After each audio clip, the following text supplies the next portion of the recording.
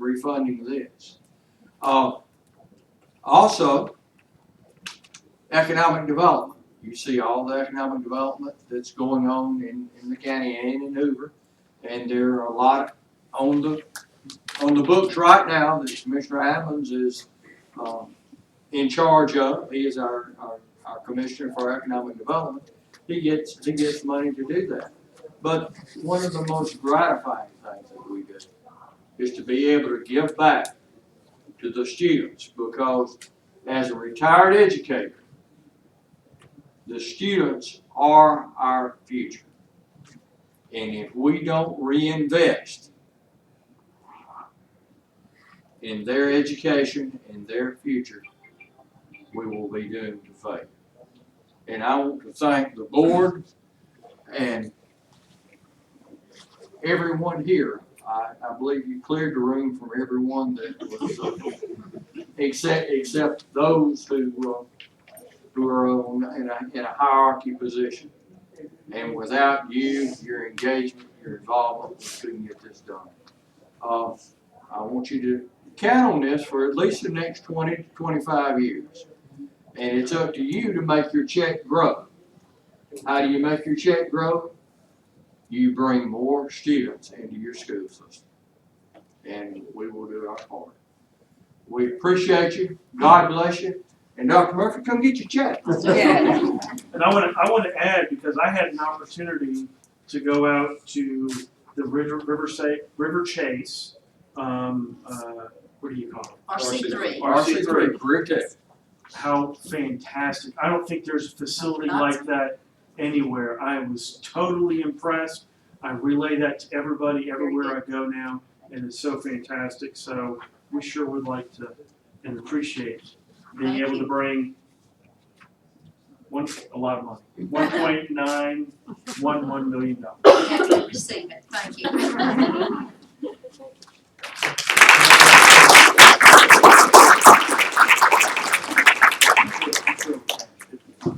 I'm going to pass you right over.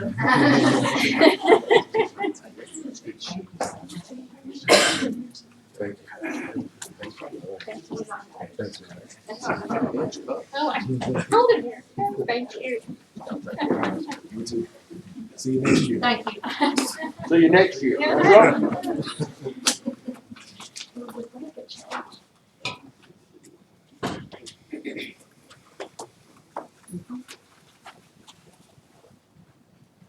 This is the time during our meeting we offer public comments. We welcome them. Is there anyone here tonight in the public that would like to speak? Okay. Must be doing everything right. Okay, Dr. Murphy, we'll start with action. Thank you so much. Board members, you have before you under action item A, the minutes from our October 2nd regular board meeting. We also had a special call board meeting on October 28th. I request your approval of both. Okay. Board members have a motion to approve the two different board meeting notes. Second. All in favor? Aye. They're approved, Dr. Murphy. I'd like to also request your approval of our personnel actions. We have 9 new appointments, 1 change of a status for leave, 9 leave of absences, 6 resignations, 4 retirements with a total of 109 years, and 2 contingent bus driver appointments. Recommending your approval of the personnel report. Have a motion to approve the personnel actions as recommended by the superintendent. So moved. A second. Second. Are there any questions from the board? Any questions from the public? All in favor? Aye. All opposed? Okay, we'll approve personnel actions. Dr. Murphy, you might want to see if there are any new employees here. New employees with us, principals or department folks. Okay, thank you. Next, we have business action.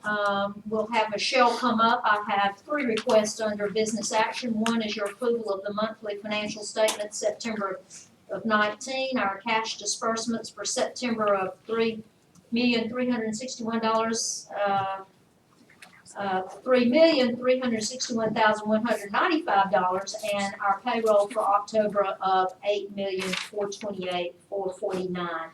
Michelle, will you share with us? Board members, please find attached the summary financial statements and the general purpose financial statements from October 1, 2018 through September 30, 2019. For the fiscal year ended September 30, 2019, total revenues and other fund sources were $200.4 million. Total expenditures and other fund uses were $210.7 million, resulting in a fund balance reserve at year end of $107.8 million. Fiscal year 2019 general fund revenues were $153.4 million and expenditures were $158.4 million, resulting in 7.39 months reserve. Funds spent on capital projects in 2019 were primarily for the new River Chase Career Connection Center. Special revenue fund revenues were $22.9 million and expenditures were $22.8 million, resulting in excess revenues of $76,000. These financial statements are currently being reviewed by the State Department of Education and are subject to state audits as well as audit adjustments. And I will do the financial presentation shortly. Board members, you have my recommendation for business action items. Can we just do it in business action, right? Do you have a motion to approve the business actions as recommended by the superintendent? So moved. Do I have a second? Second. Any questions? All in favor? Aye. Just repeat that. Next, we have bid number 2020-01. This is for our CMP food service equipment. Our lowest responsible bidder was Hotel and Restaurant Supply. The total bid award would be $61,176. And we do have Ms. Bonner in the house. If you have questions, or Ms. Bonner, if you wanted to add to any of that. I just wanted to say that everything that was listed is all replacement equipment from existing equipment that we've had that's become unrepairable. Thank you. Ms. Bonham, this was a bid, correct? Yes, Okay, so we've got, how many bids did we get? we sent out to 4, we received 2. 2 qualifying bids? And Yes. You're comfortable that we're getting competitive bids? Yes, they were very close in many of their prices, even by $2. Okay, thank you. All right. You want a motion? Request, yes, request your approval. Okay, do I have a motion to approve the bid as outlined? So moved. Second? Second. Any questions? All in favor? Aye. Thank you, this bid is approved. Next, we have reports, and I'm going to ask Dr. Ron Dotson, if you would come up, Dr. Dotson, give us an update on RC3, and in particular, we're going to focus on the adult program side of RC3. As you know, we've had a conversation about how important it is to utilize that building even beyond that of the academic day, and how we might support our community through some adult learning. So, Dr. Dotson, kudos to you, and as our friend acknowledged, Mr. Ammons, I think everybody who's been in that facility and looked at what's going on over there are impressed, so thank you for your work. Thank you. Enjoying it, and the kids are doing some special things. This is, the night program is part of a larger set of grants that last spring we had several tasks ahead of us to work on while we were preparing to open the school. One of those was to write grants to try to get as much financial support as we could for the programs involved. One of the most significant grants we wrote was to the Alabama Construction Industry Craft Training Board, which we successfully, we are going to be receiving $445,000, $427 from the state to help with our Skilled Trades Academy. There's 2 components to the grant, day program and the night program. Day program, of course, is where we teach our high school students. And we shot for the moon and wrote 5 grants, hoping to get 1, and we got all 5. And one company, the Construction Education Foundation of Alabama, wrote a partnering night program grant for HVAC program, which that one was awarded. We expect to get more of those in the future. But this is kind of a starter for us to kind of learn on this year in terms of the night program. Purpose and scope of the grant is to establish and provide a coordinated effort between the construction industry and other educational training entities to enhance the availability and competence of the construction industry workforce. It's important to understand that ACICTV is really focused on adult training, but they're supporting our high school program because they believe this is an opportunity by supporting our high school program, they will be establishing a center that can become a major workforce development contributor in this region, in the area. This particular grant, these funds must be expended this year, so we're working very handily right now to get those funds expended so that we'll be ready and completed by September 30th. This grant focuses on NCCR core and level 1 training. We'll actually continue that training through the end of next year, but we can apply for the level 2 training, hoping that we'll have the support to demonstrate. An important partner in this effort was Associated General Contractors of Alabama.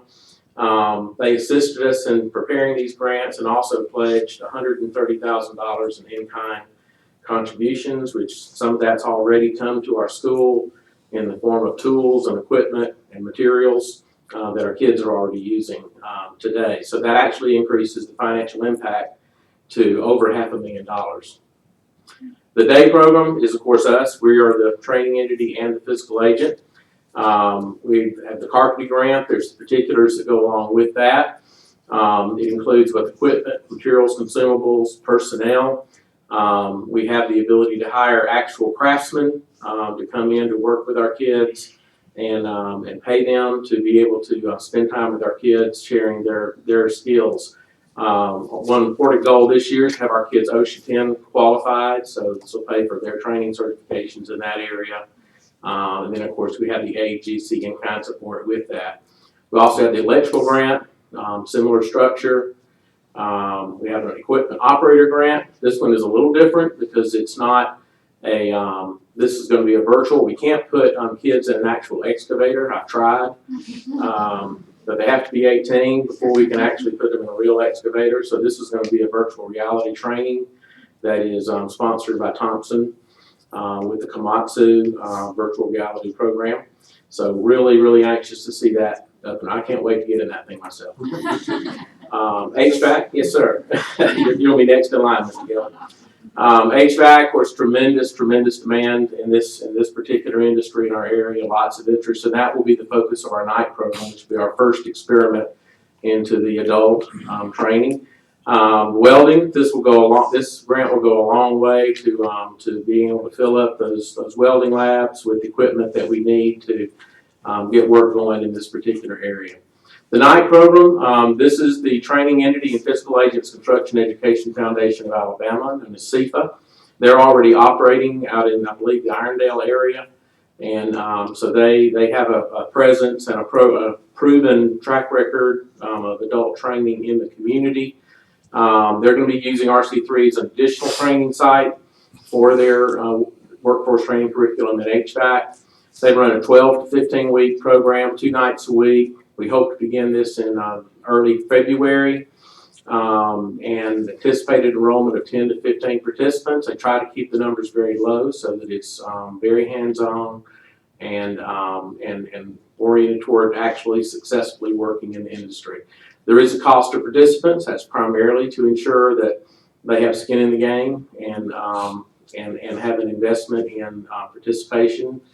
CEFA will pay rent of $200 per night to Hoover City Schools under a facility use agreement, and that is a lower amount than we normally would have, but that was negotiated in recognition of the contribution ACI CBB is making toward providing equipment materials that are supporting our day program. We will have a Hoover City Schools employee on site whenever their program is operating. They'll be operating in a supervisor capacity and will ensure all board policies are upheld to protect people and property. No drugs, alcohol, tobacco, weapons allowed. CEFA will maintain liability insurance as required under our facility use agreement, and CEFA is the employer of the HVAC instructor who will be working in the program. We do expect these opportunities to be expanded so that we're building a foundation here with this equipment and this facility to be able to run in a way that when we close the doors at 4 o'clock, we're opening them right back up again to adult training. So that was in our design and intention of creating the program. Any questions? Do you, how many people are in the program now do you know how many people are in that program?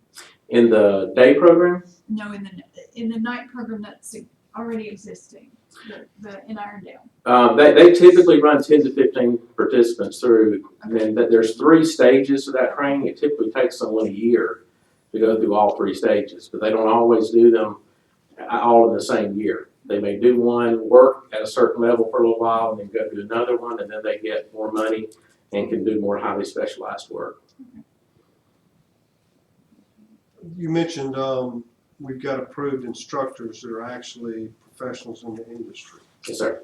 Does the state SDE approve that as a variance? Are they considered actually approved by the state to take the placement instructor, or this is alongside? Certified teacher? Alongside. And they'll actually be functioning under the supervision of our teacher, Mr. Coates. He'll be present with the students at all times. So this would be equivalent to bringing in a saxophone specialist to work with some kids in the band. And the cost of our instructors that are there past the 3 o'clock, the regular day, is that part of what's charged here, or how do we get compensated? The $200 per night will cover that. We'll cover that cost of the supervisor and a little bit towards the utilities. We're probably going to lose a little bit on the utilities, but again, in recognition of the material contributions being made, I think we're coming out ahead in the long run. We have, you said you're gonna have an employee there, a supervisor at all times. Who are police gonna be there? I used to live in Reputation, a very nice neighborhood, but still, it's nighttime. I mean, are there gonna be any police officers there? They're always on call, I'm sure, but. Not typically, you would not typically have that. Certainly if the need arises, we can, but with the numbers being so small, I would not anticipate any problems. There's typically neighbors on site at that time of night, walking the track, walking around the parking lot, so there's usually a community presence in the area that's pretty strong. And I would assume, while looking at Ms. Madonna too, that the neighborhood's aware that we're doing this, at least involved, to know that there will be some adults there at night. Yes, sir. Courtesy of the neighborhood. Yes, sir. Okay, I think it's great. Thank you. I mean, we, as you pointed out, and you can rehash the numbers, how many of our children are accepted into colleges with high grades, high ACTs, and you can quote the percentages that do not finish after 4 or 5 years, whatever the formula is. Those are very talented, educated students that need a place to go. So this will include them as well as other adults in the community that we can give back and help jobs in the county and in the city. Yes, sir. That's why we did it. Thank you all. Thank you, Dr. Thank Dodson. you. Next, board members, we have Dr. Autumn Jeter, who's going to come and brag on us, our report card, and share just an academic update. So, Dr. Jeter, thank you. Thank you. And thank you, board members. Good evening, everyone. I have exciting information to share with you. Some of the information you've seen before, some of it may be new to you, but we're going to go over all of our data from this past school year. The 5 pieces of data I have before you tonight will be our district state report card grade, our ACT averaging score, AP enrollment information, qualifying scores, and a few other pieces of information. The same for IB, and as well, I'm going to share with you our 2019 ACIP goal. Now, first, before I get into the data, I just wanted to remind you of our academic strategic planning goal. I won't go through every piece listed, but our overall goal is that students will grow and achieve in measurable knowledge and skills through equitable access to relevant, rigorous, and engaging instruction. Now, this strategic planning goal has been in place for 2, going on 3 years. It was written prior to my arrival and is still applicable to our students now. And in the objectives below it, it lists the things that we're going to focus on in order to achieve that goal. And just very briefly, the things I've underlined are the key components that we are continuing to implement or make sure are in place. Enhancing student learning experiences for everyone. Developing local academic accountability benchmarks, and those are our formative assessments. And here in Hoover, our formative benchmark is Scantron. Since it's no longer our state assessment, it's merged over to become our formative assessment. And then also for our students who receive additional academic supports, our benchmark or progress monitoring assessments are iStation and FastBridge. Establish a scope and sequence of essential professional development. And we've done a really good job in our department of ensuring there's no extra irrelevant professional development taking place. All of our PD is in line with our goals. And right now, this particular school year, the majority of our PD is focused on the Literacy Act and maintaining our math curriculum scope and sequence. And then our fourth objective is to enhance learning supports for struggling students while remaining committed to supporting and accelerating our others.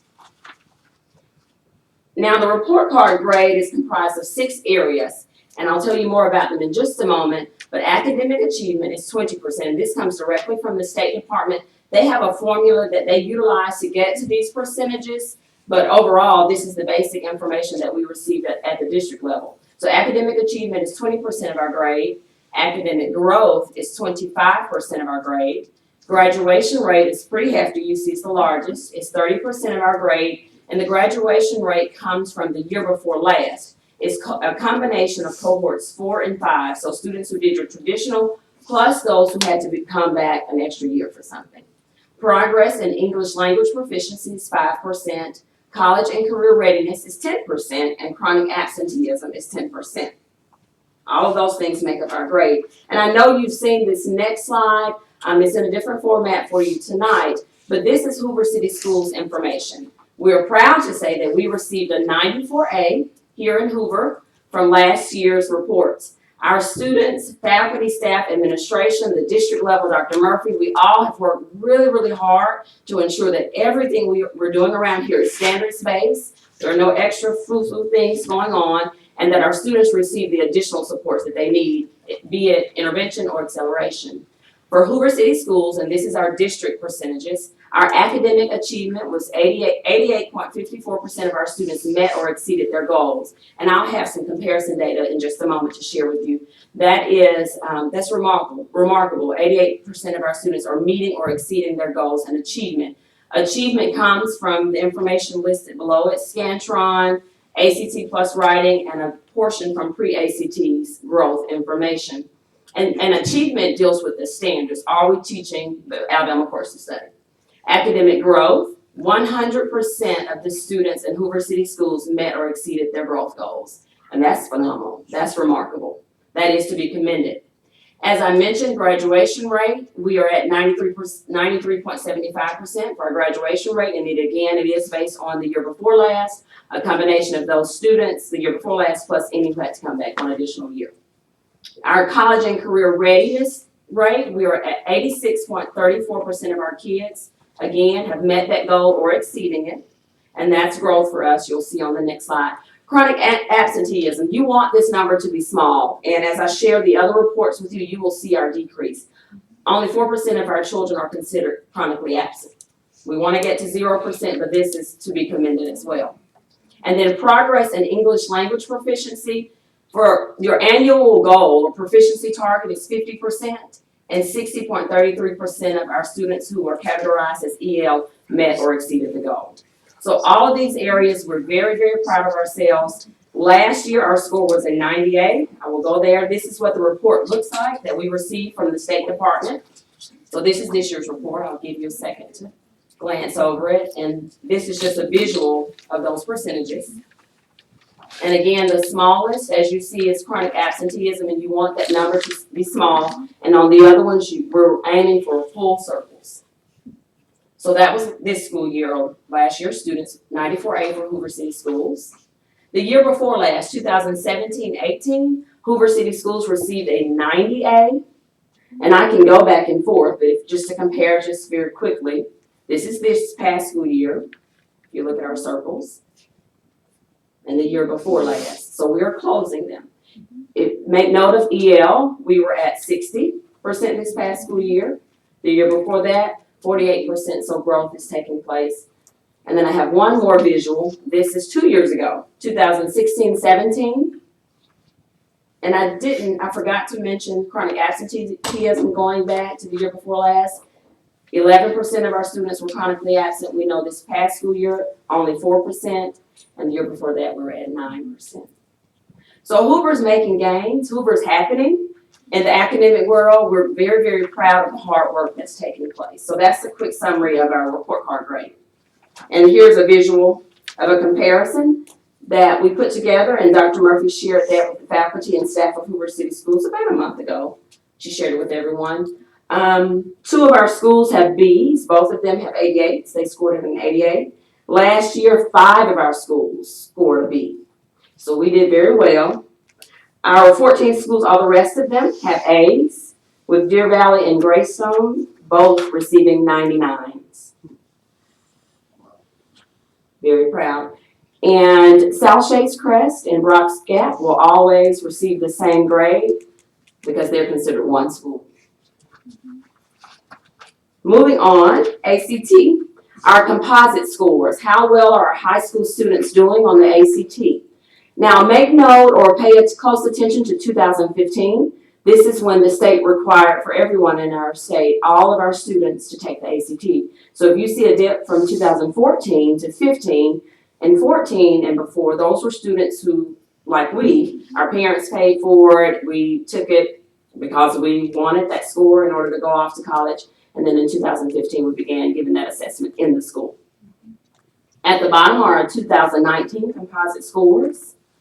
The state average was 18.9. We exceeded that here in Hoover City Schools with our averaging score being 22.5. Hoover High School, 22.1. And Spain Park High School, 23.2. We're kind of keeping it steady. Shifting, and if you have questions, please feel free to stop me. Shifting over to AP, and we're almost done. We really worked hard last school year on revising our framework on who could enroll or who could take AP courses. We wanted to make sure there were no barriers in place.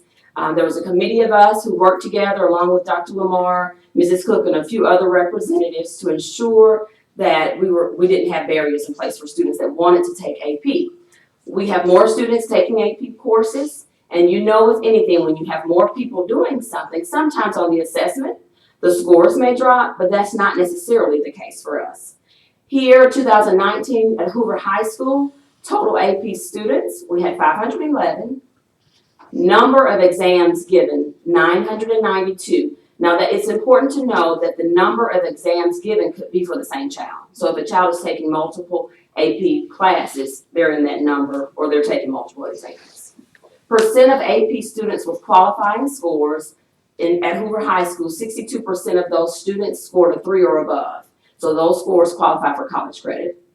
And our average exam score, and this is all subjects, all content areas at Hoover High School, is a 2.79, and we received that information directly from the College Board. At Spain Park, same information. This past school year, total AP students, 402. Number of exams given, 1,086.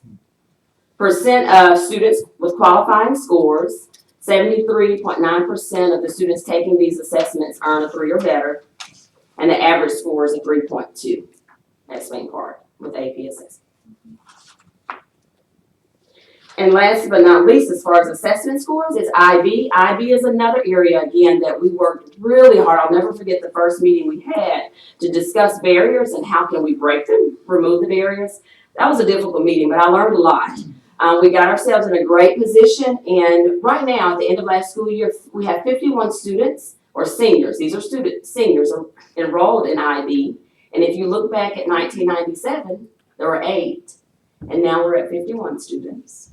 Dr. Jeter, Yes, sir. I would like to point out that the job you've done along with your staff to encourage every student that might take and enter IB or these AP courses, be given the opportunity. There's really a goal of this district. I don't, if it's socioeconomic, if it's racial, that there are no assumptions made that any child in this district cannot excel and be given the opportunity. So thank you for what you and your staff have done. You're welcome. And Ms. Melissa Hamley is our IB coordinator at Hoover High School. She's a very genuine person, and she and I have even had conversations this year for enrolling more students on how we can diversify our student body in IB, and we really want to do that more. And we're going to begin with elementary conversations, so students hear about International Baccalaureate way before they get to the high school. So we do have plans in place to bring more exposure to IB.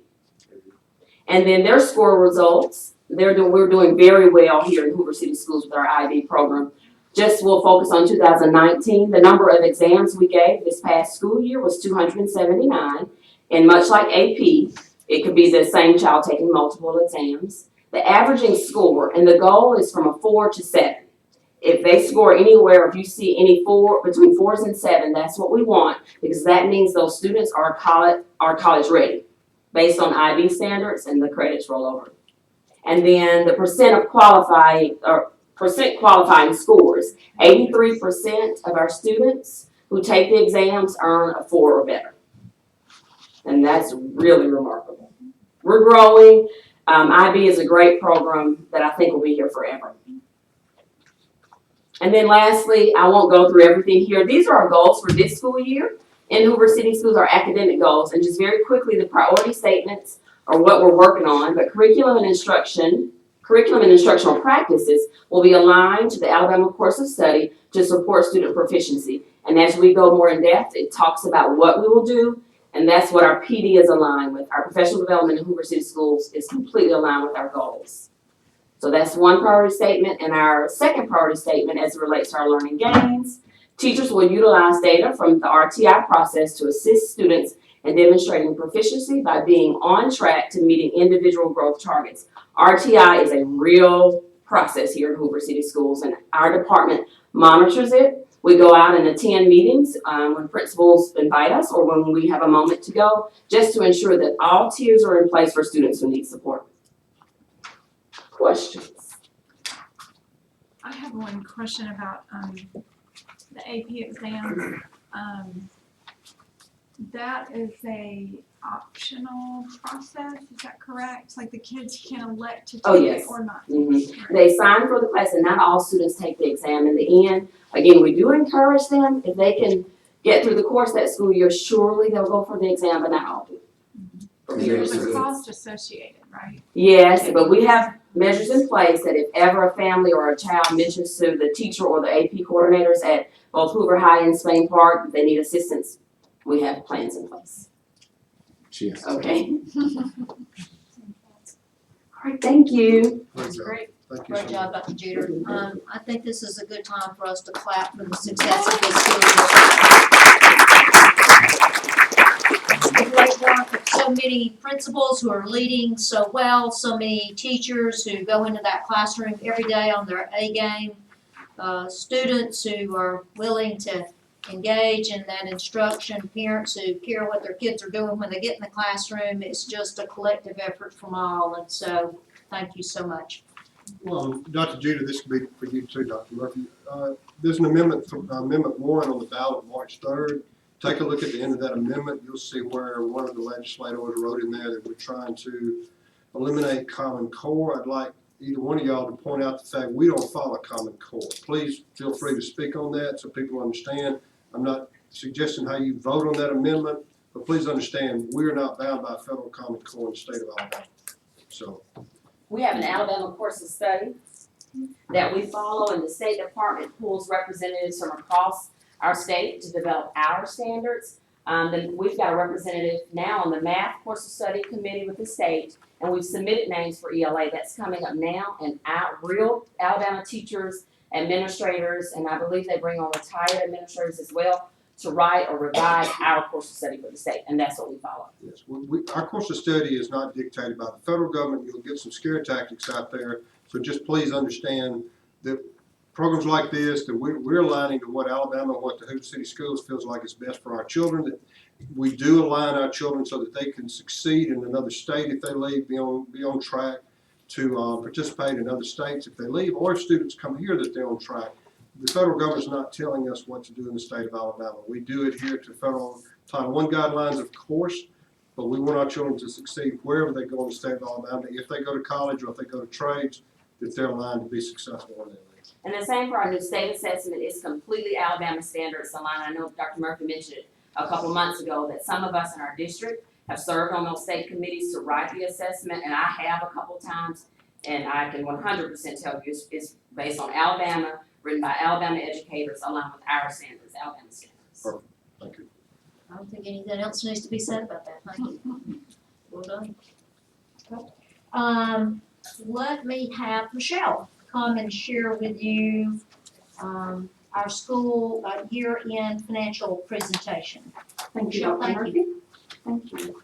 I'm going to try to make this short and sweet. It is not as long as the budget presentation. So we're just gonna start with the key points for FY19. Remember, that's October 1, 2018 to September 30th, 2019. Again, our auditors are here, they're in the back room, so we're being audited at this time, and I shared with you there could be some audit adjustments or some state edits, but I do not anticipate anything that's going to have an impact on these financials. So to get started, I just want to share with you that Hoover City Schools saw an increase of $2.16 million from prior year ad valorem tax revenue. And these receipts actually include property as well as your auto ad valorem tax. And don't get confused, be sure the actual is in the orange and the blue is your budget. So I wanted you to also see where we budgeted and then where we were with our actual revenues. Here's another slide of our sales tax receipts. We saw an increase of $54,521 with sales tax receipts.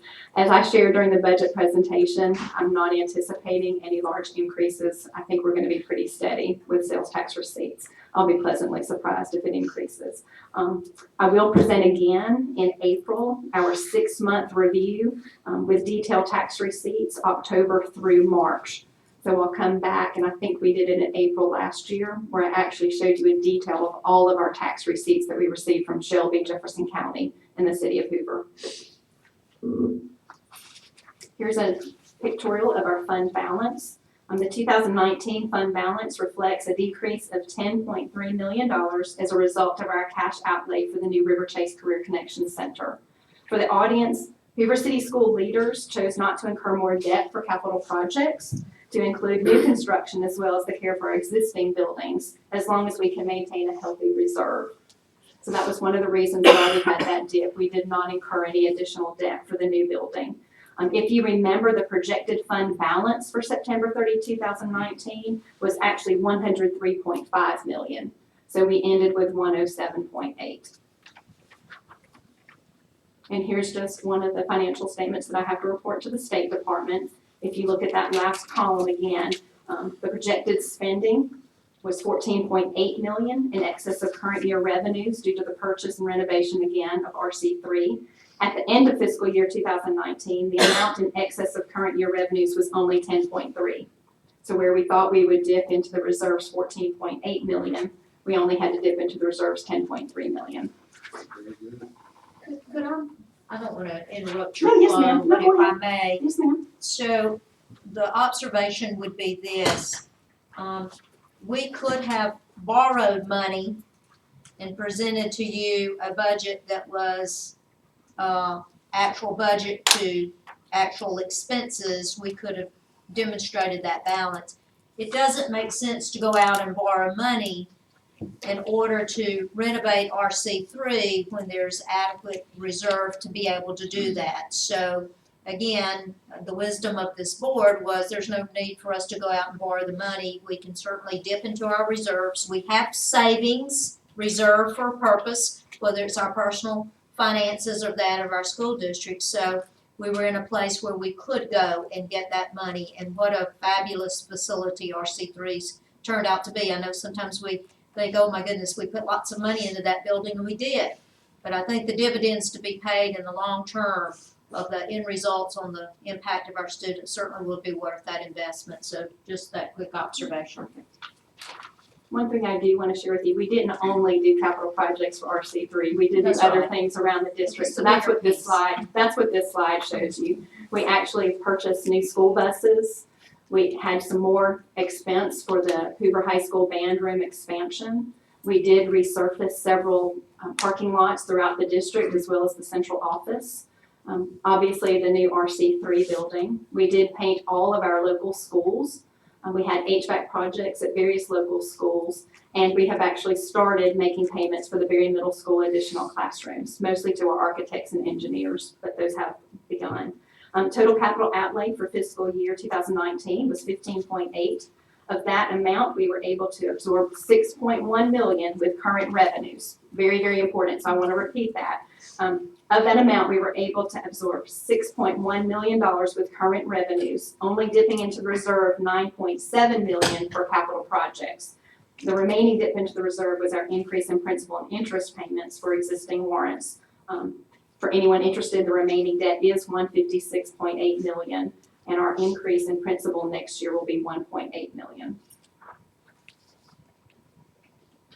So you ask, why were we able to absorb $6.1 million of current revenues? It's because of an increase in tax receipts, $2.1 million. Foundation allocation increased $2.4 million. And the interest earned on all of those investments that we've been making increased $1.1 million. But it was also the frugal spending of our central office administrators and their staff. We couldn't have done it without them. As you see right there, it's $5.5 million, and we actually saved $6.1 million. So that difference is everyone in this building and outside of the local schools being very frugal with their money. So kudos. Ms. McKay. Yes, sir. Going back to that slide. Yes, sir. The 2.1 million tax receipts, does that include whatever we receive from the county sales tax? No, sir. Okay. No, sir. And then I would be remiss if I did not reiterate a growing area of concern, and that is our care for children with identified disabilities. This can be from the developmentally delayed to autism.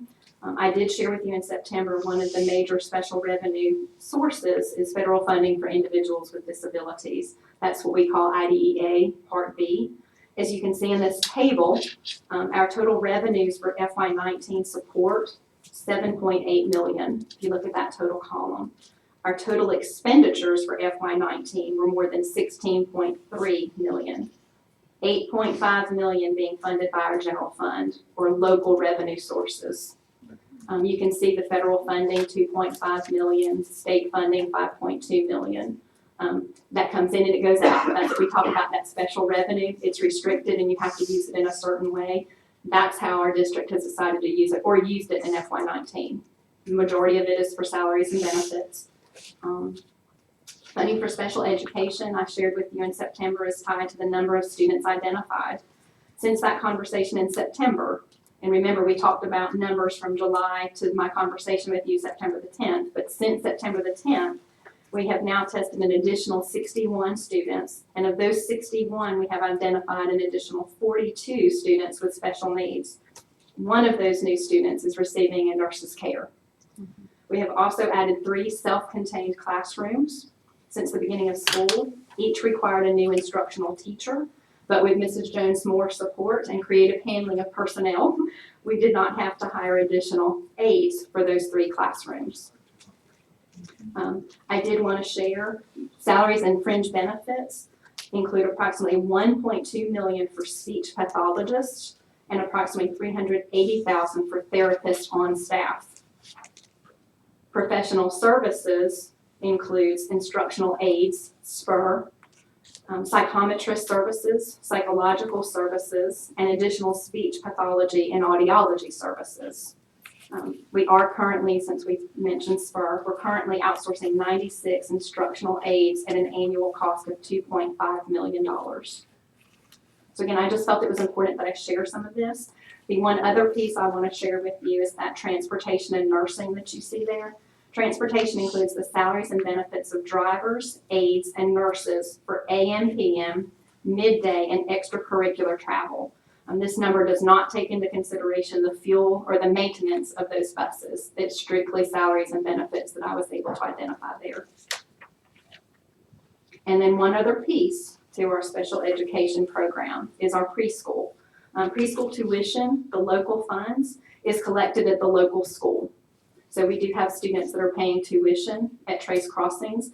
For FY19, that was $43,868. Transportation there includes the salaries and benefits of 3 drivers and 3 aides for AM, PM routes, transporting 29 preschool students. And again, this does not take into consideration the fuel or the maintenance on those buses. As you can see, federal funds, $44,000 in, $44,000 out for salaries and benefits. State funds, $33,000 in, $33,000 out for salaries and benefits. So you see what comes in, $121,000 is not what goes out. We're putting out another $580,000 for salaries and benefits and transportation for that particular program. Which leads me to maintenance of effort. May I make one Yes, ma'am. preschool? And Yes, ma'am. Ms. Moore you feel free to jump in here too. We certainly are looking at our preschool program at Trace Crossings Elementary School in terms of how that program is designed, in terms of how that program serves our students. And we're really giving thought to, is there a better way to provide that service to those students? So we're already in conversations looking at that program. As you know, we have added several preschool programs. This particular preschool program is for our students with special needs, having similar or having other friends who are non-disabled be a part of that environment. But this is a place we're really studying, and I appreciate Claire doing so and working with me and Michelle and how we might deliver these services, have a very powerful, robust way of serving those children, but how might we do that with quality and being thoughtful about where the school district is in terms of the finances of serving that program. So just wanted to interject that.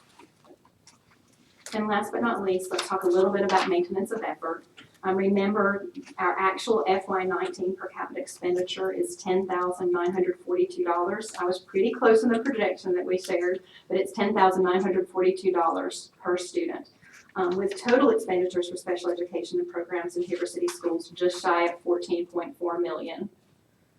This does exclude expenditures with federal funding. So federal funding is not included when you go back and look at those previous slides. If you try to add all those numbers together, federal funding is excluded. And it does include expenditures from the foundation. So I just want to make you aware of that. Remember, the child count includes students aged 3 to 21 that Heber City Schools serves, and 11% of our current student body has a special need. My financial concern is the maintenance of effort must be met in order in the aggregate or per capita for eligibility to receive funds from IDEA Part B or IDEA Part B preschool. So we have to maintain that level of expenditure. There are a few things that we can look at, and again, Mrs. Jones-Moore and I have talked. There are students that we can track if they have excessive needs, and we can follow them through the system so that once they leave, that we can go ahead and report that to the state so that we do not have to include them as part of the maintenance of effort. So there's some tracking methods that we can now use for some of those students to help us in the future. Any other questions that you may have for me? So even though this is majority local funds, it's still, we have to maintain that same level? That is correct, yes, yes. And there are some things that you can do strategically if we use more federal funding rather than local and state funding, because that calculation again takes into consideration local and state. So we try to adjust as much as we can on the books to reclassify, but we can only go so far. Right. So I'm good just question. I'm just looking at the child count, it just Yes. seems to be. Yes, and if you look at that projection Yeah, for FY20, we've seen that huge increase already.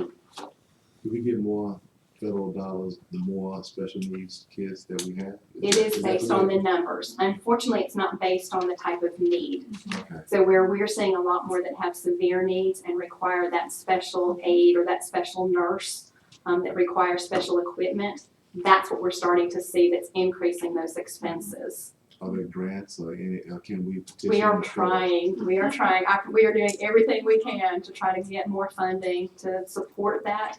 But the best thing we can do is talk to our legislatures. Mr. Craig, I've had several conversations with him trying to tell him special needs is increasing. There are certain areas in the state of Alabama that are seeing more growth than others. The needs are more severe in certain areas than others, and we're trying to ask them to come up with some different type of formula so that when they are financing, don't just do it on a flat number. Look at what some of those needs are that we're providing at Heber City Schools versus another school system. So we'll see how that turns out.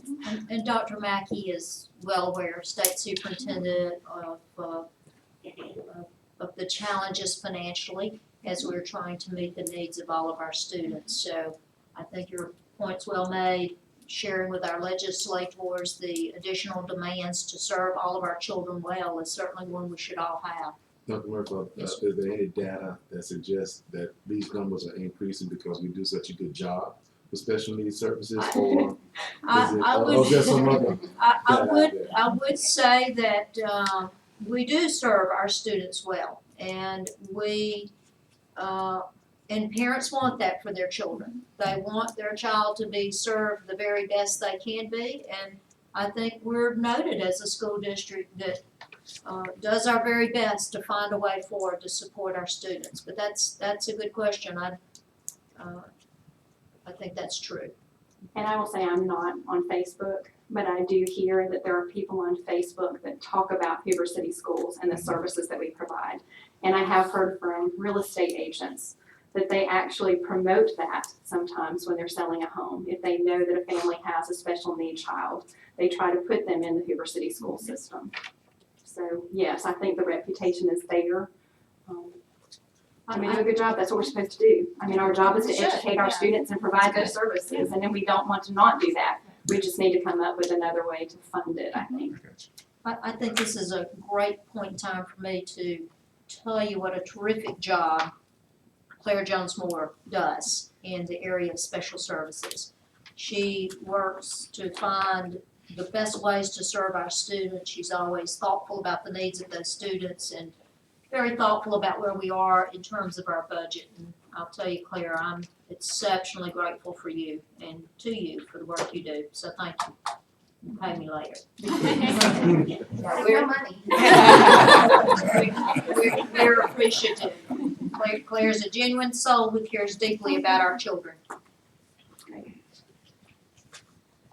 Okay, well, I guess I'm super. Thank you so much, Michelle, for sharing with us. And then two last things, board members, I just share with you the school fiscal accountability. And lastly, would ask that you see our 2021-22 school calendar. We asked for feedback in a survey. As you well know, that when you get a survey, you can't make everybody happy. You can't get all pieces of it so that satisfaction is achieved for all. But I think we did the big things. The feedback we had, now this is for 21-22, okay? So this is not a request for your approval this evening. It is to share this calendar with you. This will move up to an actionable item because we always like to have a couple of years for our families to know school start dates and holidays and that sort of thing. Here's what we were able to do. There was a request that we not start school earlier than the second week into August, which we were able to achieve that. For the most part, a higher percentage of our people wanted a week at Thanksgiving. We were able to accomplish that. Wanted to end the first semester before the Christmas holidays. We achieved that. Wanted a couple of weeks for our students during the winter holidays, and we were able to achieve that. And we were also able to end second semester before Memorial Day, and also to allow our teachers to be out before that Memorial Day. The one thing that we did not do is the greater percentage of our teachers asked to be able to have their last day be the last day of our students. And we added a day there for our teachers to have one day after students leave. And that's based on knowing that we need to maximize our instructional days, that in order to do that and test our students and grade those assessments and get those reports and grades recorded, it doesn't seem feasible for our teachers to be able to leave at the same time on the same day as our students. So just being thoughtful about the time they need, not to be rushed through instruction and rushed in terms of assigning those grades and having adequate time. That I believe is the only deviation from the calendar that the survey results. So we'll ask you to review that. Should you have questions, we're happy to be responsive. You will see this as an actionable item at our December board meeting. And we have looked at this, of course, recommendations coming out of you, and I do agree on the one day after the kids leave class. I know Dr. Murphy was kind of leaning one way or the other because of the survey, but I don't see how in the world that the teachers can leave the same day. So please blame your board, even though we haven't voted. She always lobbies for the instructors, first of all the children, but I think in this case, We are not voting tonight, but that's kind of. Yeah, okay. Thank you. And then, board members, just want to remind you that we have several upcoming meetings together. We will have our whole board training this Thursday at 3:15. Dr. Lamar and I are excited about sharing with you during whole board training. This is a deviation from what we've done in the past where AASB has worked with us in terms of our presentation, and they've entrusted us to do our own whole board training, and I'm pleased that we have the privilege to be able to do that with you. We will have a community meeting also on Thursday evening at 6 o'clock. It's at our community church. Community is right up the hill here, the Metropolitan Community Church. I'm really excited about December the 2nd. We will have two leading researchers in the area of equity and unity who will be joining us. They're from the Elam Institute, and they're going to take some time and share with you their observations of our school district and the work that we've done toward creating more equitable opportunities for all of our students and establishing unity in our school district. They're going to share with us at a community meeting, and that's on December the 2nd at 6 o'clock. And Dr. Lamar, remind me we have 6 o'clock. I believe it's posted at 7. We'd really like to have it before 7 o'clock. You know, I'm usually tired by 7, but it may have to be at 7, and that's at Hoover High School, I believe. And really excited, really want to encourage our community to come out and hear that conversation. And then our next board meeting is on December the 10th at 5:30. And lastly, really lastly this time, I would like to ask that our board go into executive session. We do have a matter before us that allows me to make that request. It is a matter that would be properly viewed as confidential under Alabama Open Meetings Act. I would remind you again that there are procedures that we need to follow, and the first of those procedures is asking our attorney, Paul Johnson, to attest that this is a matter that's proper for executive session and thus does exempt us from the Open Meetings Act. And would you do that for us? I'll be glad to, and you have written certification as well. This relates to matters involving pending litigation. That is an appropriate subject for executive session. Thank you.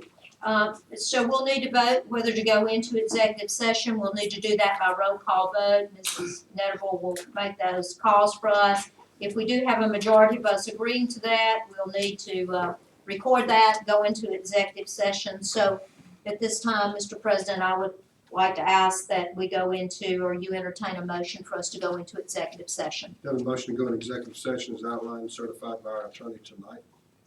A second. Are there any questions about the executive session? Okay, please call the roll. Yeah, Deanna Bauman, Yes. Craig Kelly, Yes. Kermit Kendrick, Yes. Amy Madonna, Yes. and Amy Cosney. Yes.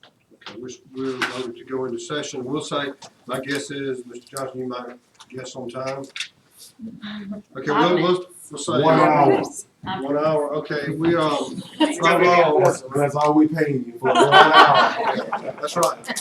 We will not take any votes, that should be taken in public in this session. We will adjourn in a moment, and we'll not come back out here to adjourn as per your advice. We don't want to, I know all of you would stay here until we come back, but we're we'll adjourn. Thank you for everyone coming. We're sorry it's a long meeting. We're adjourned.